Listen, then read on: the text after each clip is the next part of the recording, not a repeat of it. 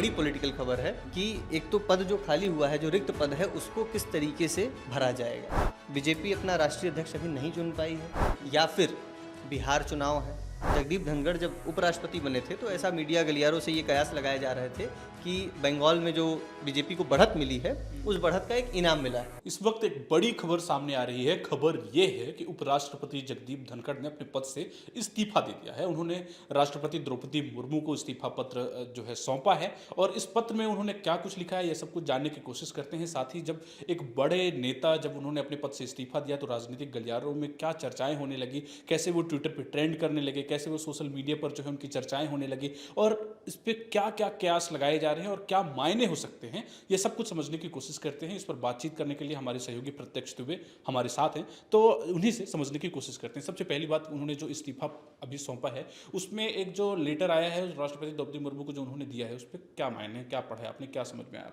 देखिए, राष्ट्रपति द्रौपदी मुर्मू को जो उन्होंने पत्र लिखा है अपने रेजिग्नेशन में, पहले तो उन्होंने स्वास्थ्य कारणों का हवाला दिया कि स्वास्थ्य कारणों की वजह से वो अपने पद को कंटिन्यू नहीं कर पाएंगे। और नीचे अगर हम लोग जाएं तो दो चीज़ें उसमें दिखाई देती हैं। एक तो उन्होंने प्रधानमंत्री को शुक्रिया अदा किया है, प्रधानमंत्री और साथ में जो मंत्रिमंडल है, मंत्रिमंडलों का भी शुक्रिया अदा किया है। तो ये जो तीन मुख्य बिंदु निकल करके आ रहे हैं, पहला तो स्वास्थ्य कारणों की वजह से, ऊपर से प्रधानमंत्री को, जो कि एक औपचारिक रूप से भी उन्होंने प्रधानमंत्री को एक शुक्रिया अदा किया है, अपने साथी मंत्रिमंडल को भी शुक्रिया अदा किया है। पहले तो पत्र का विश्लेषण ऐसा रहा। साथ में अगर आप पॉलिटिकल गलियारों से, जो आप बोल रहे थे अभी थोड़ी देर पहले, कि चर्चा उठ गई है कि किन किन एंगल से इस चीज़ को देखना चाहिए, क्योंकि बड़ी पॉलिटिकल खबर है, देश की सबसे बड़ी खबर ये अभी फ़िलहाल की है। अगर पॉलिटिकल गलियारों में बातचीत की बात की जाए तो सबसे पहली बात निकल करके आती है कि जो पद खाली हुआ है, अगर इस्तीफा स्वीकारा जाता है, उपराष्ट्रपति का पद, और दूसरा एक बड़ा कि बीजेपी अभी तक अपना प्रेसिडेंट जो है अनाउंस नहीं कर पाई। बिल्कुल, आप एकदम सही जगह आगे बढ़ रहे हैं कि एक तो पद जो खाली हुआ है, जो रिक्त पद है, उसको किस तरीके से भरा जाएगा। तो जो खाली पद है वहाँ पे कौन आसीन होता है? पहला, बीजेपी अपना राष्ट्रीय अध्यक्ष अभी नहीं चुन पाई है, तो क्या सीट या फिर जो पद है वहाँ किसी ऐसे व्यक्ति को बिठाया जाता है जो कि राष्ट्रीय अध्यक्ष या फिर एक कंपटीशन का हिस्सा रहा हो, या फिर बिहार चुनाव है, बिहार चुनाव या बिहार की धरती में जब चुनाव है, जब, क्योंकि आपको याद होगा कि जब जगदीप धनखड़ जब उपराष्ट्रपति बने थे तो ऐसा मीडिया गलियारों से ये कयास लगाए जा रहे थे कि बंगाल में जो बीजेपी को बढ़त मिली है, उस बढ़त का एक इनाम मिला है। इस प्रकार की कई बातें निकल करके सामने आ रही थी। तो पहला तो एक जो ये इनाम वाली बात थी, वो अब फिर से बिहार में चुनाव हो रहा है।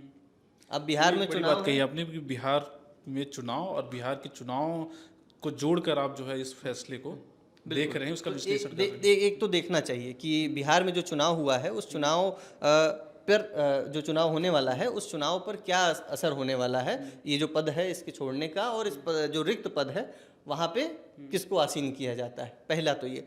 तीसरा जो दूसरा मुद्दा ये था, तीसरा मुद्दा जो निकल करके आता है वो ये कि अभी थोड़ी दिन पहले एक बयान बहुत वायरल चल रहा था जिसमें 75 वर्ष की आयु का जिक्र था, और जगदीप धनखड़ जो उपराष्ट्रपति हैं उनकी उम्र अभी 74 साल की है।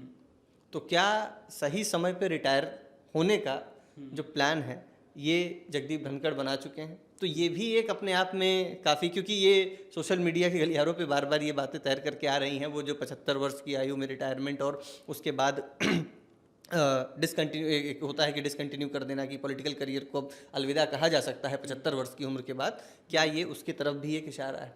तो ये जो तीन मुद्दे हैं, बीजेपी के राष्ट्रीय जो है कि प्रेसिडेंट, बिहार चुनाव और 75 वर्ष की उम्र वाला बयान, ये जो तीन मुद्दे हैं, ये कितने ज़्यादा इम्पैक्टफुल हैं, उनका क्या दखल है इस फैसले में, ये आने वाले भविष्य की गोद में है। लेकिन हम और आप फिलहाल जिस चीज़ पे बात कर रहे हैं वो उपराष्ट्रपति के पद की बात है, उपराष्ट्रपति के पद के रिक्त होने की बात है। तो अब देखने वाली बात ये होगी कि वहाँ पे आसीन कौन होता है। और अभी फ़िलहाल के लिए जो हमारे उपराष्ट्रपति जी हैं वो इस्तीफ़ा दे चुके हैं। देश में ये एक बहुत बड़ी खबर है और तमाम प्रकार की जो चर्चाएं हैं इसी के इर्द गिर्द हो रही हैं। तो स्वास्थ्य कारणों से, क्योंकि अभी थोड़े दिन पहले मार्च में। जी, मार्च में उनको स्वास्थ्य कारणों की वजह से वो एडमिट भी हुए थे और उनके स्वास्थ्य का हाल भी तमाम सीने में उनके दर्द था, तब भी जो है हम लोगों ने खबरें दिखाई। बिल्कुल, हम लोगों ने खबरें दिखाई थी और तमाम लोगों ने हालचाल भी लिया था उस वक्त। तो स्वास्थ्य कारण एक लगातार एक इतिहास भी, मेडिकल हिस्ट्री भी एक लगातार बनी रही है। अब देखने वाली बात ये होगी कि आने वाले समय में कौन उपराष्ट्रपति के पद पर पदस्थ होता है और ये जो 3 बिंदु सामने आ रहे हैं। यहीं से फिर एक सवाल की जो है प्रेसिडेंट को लेकर भी फिर से एक बार सवाल जो है, वैसे तो हमेशा सवाल और कयास, हम मीडिया कर्मी का भी ये काम है कि जो कयास लगते ही रहते हैं, लेकिन और कुछ आप कहना चाहेंगे इस अपडेट पर? देखिए, क्योंकि अब राष्ट्रपति जी को इस्तीफा सौंपा जा चुका है और सबसे बड़ी बात यहाँ पे होगी टाइमिंग की। टाइमिंग की जो बात है ये होगी, और आज ही जो है कि उपराष्ट्रपति जगदीप धनखड़ मौजूद थे राज्यसभा में, और क्योंकि आखिरी उनका वर्किंग डे माना जाएगा इस्तीफा से पहले, तो आखिरी का जो वर्किंग डे रहा ये काफ़ी एक्टिव रहा, काफ़ी शोर शराबा हुआ। ऑपरेशन सिंदूर की बातें हो रही थी, ऑपरेशन सिंदूर पे बहुत ही सार्थक चर्चा हुई। हम लोगों ने देखा कि खड़गे वर्सेस जो जेपी नड्डा हैं, एक डिबेट देखने को मिला। तो ये जो तमाम चीज़ें देखने को, और एक होता है ना कि लास्ट वर्किंग डे भी आपका बहुत एडवेंचरस रहा हो, तो अगर इसे लास्ट वर्किंग डे माना जाए तो last working day Jagdeep Dhankhar का काफ़ी एडवेंचरस और काफ़ी, एक तरह से देखा जाए तो एक हैवी रहा।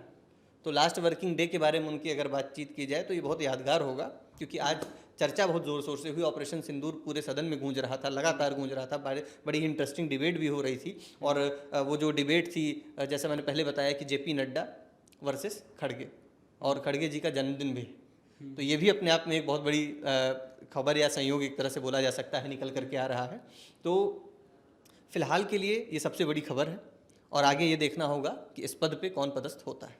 ठीक है, तो ये जो एक बड़ी अपडेट है वो यही है कि उपराष्ट्रपति जगदीप धनखड़ ने अपने पद से इस्तीफा दे दिया है। उनके जो है, उनका जो पॉलिटिकल करियर कैसा रहा है इस पर भी बात कर लेते हैं। आपको बताते हैं कि वो पहले जो है उनका जो करियर रहा वो कैसे रहा। इस राज्य से वो आते हैं, वो राजस्थान से आते हैं, और राजस्थान में ही जगदीप धनखड़ ने 1987 में राजस्थान उच्च न्यायालय बार एसोसिएशन के वो पहली बार जो है अध्यक्ष चुने गए थे। वो बहुत ही मेधावी थे, पढ़ने में भी काफ़ी होनहार थे। इसके बाद जो है साल 1988 में उन्हें राजस्थान बार काउंसिलिंग निर्वाचित सदस्य जो है बनाया गया था। फिर 1989 की बात करें तो वह झुंझुनू संसदीय क्षेत्र से 9वीं लोकसभा के लिए जो है चुने गए थे, और फिर 1990 में संसदीय समिति के अध्यक्ष और 1990 में केंद्रीय मंत्री बने।